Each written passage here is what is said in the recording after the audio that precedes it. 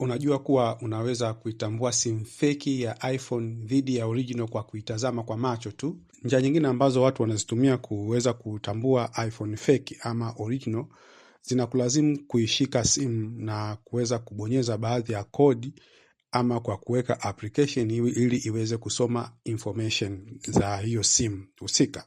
Hiwa ni ngumu kwa muuzaji kuweza kukubali kukupa simu yake afu uanze kuiweka application, uanze kuibonyeza, uaminifu ni mdogo. Lakini kwa macho tu unaweza kuitambua na kuitofautisha ipi ni iPhone original na ipi ni iPhone fake. Tena kwa kuitazama hii picha. Hii picha kwa mtu ambaye ameshaziangalia iPhone na kuifahamu taarifa zake kiundani, anaitambua kiurahisi kabisa kwamba iPhone ipi ni fake kati ya hizi mbili. Je, wewe unaweza kuitambua? Kama huwezi kuitambua, kana mimi nitakuelekeza namna gani ambavyo unaweza kuionyesha kuwa hii ni iPhone fake na hii kuwa ni iPhone original. Tukianza kwanza na upande wa frame. Kwenye frame tukianza na iPhone original. Kwenye iPhone original kuna mstari mwembamba mweusi unaozunguka screen yote. Huu mstari huu unaotazama hapa. iPhone original lazima iwe na huu mstari mwembamba. Hapa nazungumzia iPhone 17 Pro Max kwa mfano. Mstari mwembamba kwenye iPhone 17 Pro Max na hata iPhone za matoleo yaliyopita na atakayokuja pia, yani iPhone 18, haitofautiani ukubwa.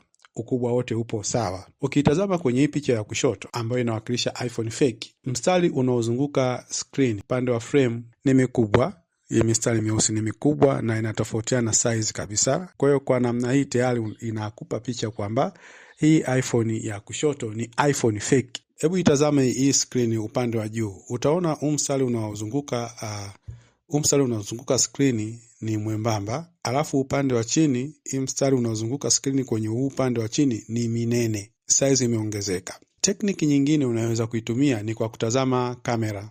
iPhone 17 Pro Max huja na kamera zipatazo 3. Kamera hizo ni aina ya wide, telephoto na ultra wide. Hizi kamera hutofautiana hata size kwenye muonekano. Kwenye hii picha, iPhone ya upande wa kulia ni fake. Kamera zote zinaonekana zikiwa na size sawa, na zote mwanga unaoakisi ni wa aina moja. Na njia nyingine ni kutazama logo. Logo ya iPhone original huwa imekolea kabisa. Mara nyingi hizi iPhone fake logo zake huwa zina rangi ya kufifia. Yaani hii ni ishara za mwanzoni kabisa ambazo zinaweza zikakujulisha kwamba hii iPhone ni fake, yani hata kabla ya kuiwasha simu na kuanza kubonyeza ama kuweka application ambazo zinaweza zikakupa mwongozo wa kukupa taarifa na kisha unaweza kuifananisha taarifa hizo sahihi.